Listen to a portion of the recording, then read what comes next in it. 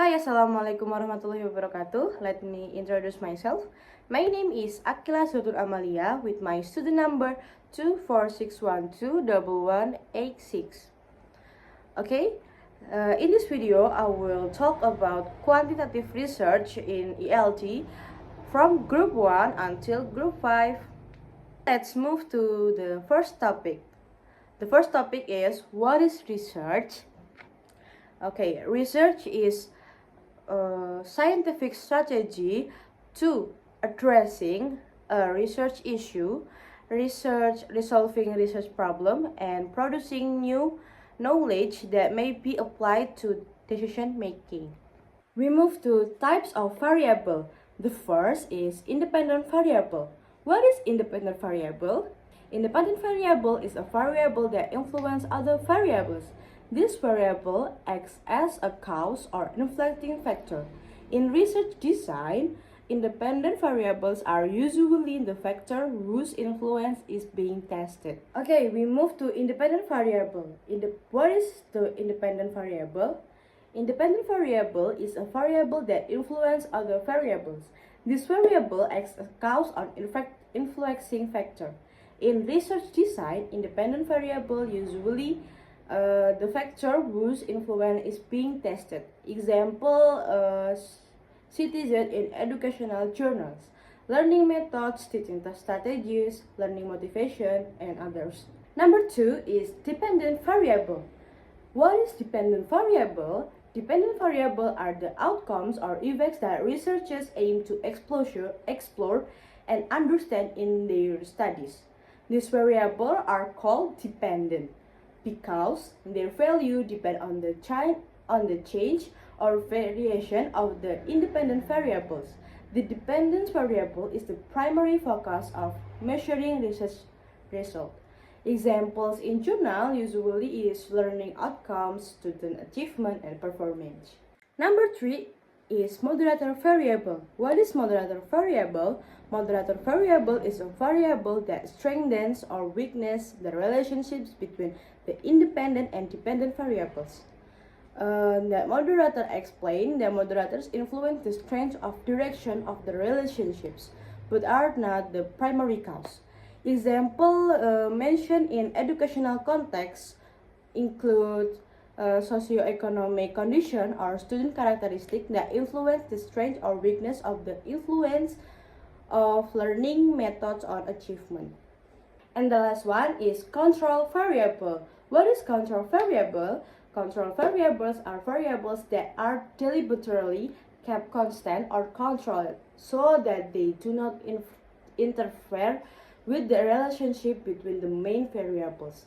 The aim is to improve the accuracy of the research results and reduce bias. Example like age, grade level, study time, controlled so that they do not affect the result in unmeasurable way. Next is types of non-experimental research design.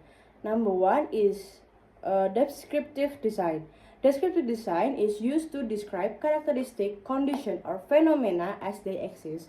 It provides a clear and systematic picture of a situation without examining causal relationships. And the types number 2 is correlational design. What is correlational design? Correlational design is used to examine the relationships between two or more variables. It identifies whether variables are related and how strong the relationships is, but it does not prove causation. The next is developmental research design. What is developmental research design? Developmental research design is used to study change or development over time. It analyzes how individuals or groups improve, progress, or change in certain aspects. And the next is epidemiological design. What is epidemiological design? Epidemiological design is used to study patterns, risk factor, or condition within a population. It compares groups to identify possible influencing factor without manipulating variables. The last one is survey research design. What is survey research design? Survey research design is used to collect data from a large number of respondents using questionnaires or interviews. It is useful for gathering opinion, attitude, beliefs, and behavior. Okay, next we move to types of experimental research design. There are three main types of experimental research design. The first is pre-experimental.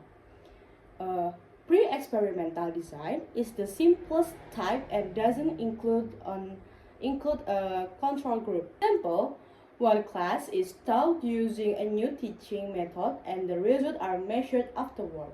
Second is true experimental.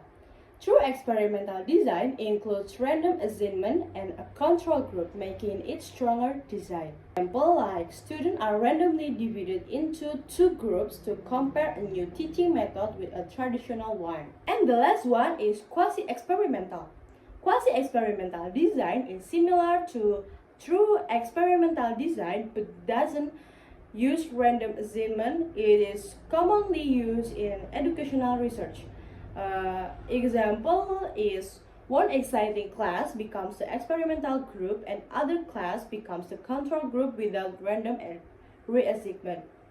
The main difference among this design lies in the level of control and randomization. The more control and randomization involved, the stronger the causal condition.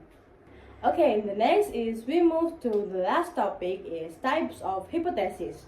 The first one is null hypothesis. The null hypothesis is a statement of no effect, no relationship, or no difference. It is the default position that the researcher aims to disprove or reject.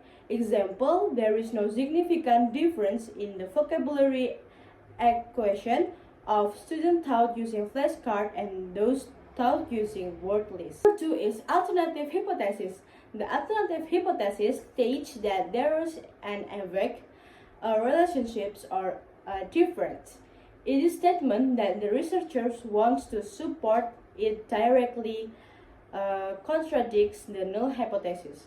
Example like there is a significant difference in the vocabulary equation of students taught using flashcards and those using word lists. The next is directional hypothesis. These types of alternative hypothesis predicts the specific direction of relationship or difference, like greater than, less than, positively related, negatively related. Example like student taught using flashcard will acquire significantly more vocabulary than student taught using word lists. And the next is non-directional hypothesis.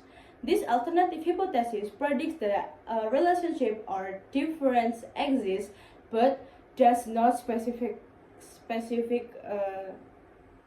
the direction.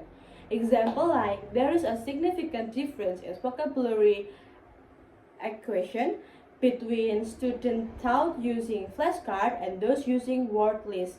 It does not state which method is superior. The next is simple hypothesis.